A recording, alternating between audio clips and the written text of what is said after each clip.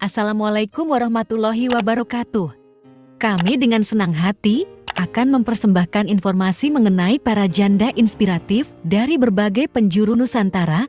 Bagi Anda yang sedang mencari jodoh, kami persembahkan janda-janda cantik, kaya, dan berbakat yang mungkin sesuai dengan kriteria Anda. Salam hangat, sahabat pencari janda. Kami akan memperkenalkan janda satu yang memiliki kekayaan dan telah menjalani status janda selama 7 tahun setelah suaminya selingkuh. Berikut adalah profil singkat Mbak Janda ini yang tetap awet muda dan cantik.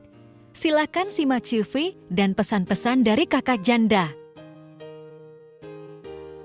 Halo, perkenalkan, nama saya Asnina, seorang janda dengan 2 anak. Di sini, saya mencari jodoh yang baik, setia, dan bertanggung jawab. Saya tidak memandang usia, harta, atau jabatan. Yang terpenting adalah mampu membentuk keluarga yang harmonis bersama dengan anak-anak saya.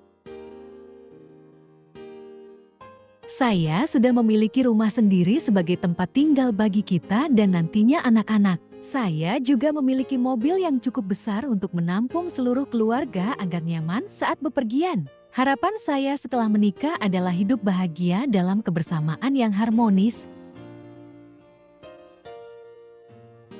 Inilah profil dan pesan-pesan dari seorang janda yang kaya, berkelas, dan cantik.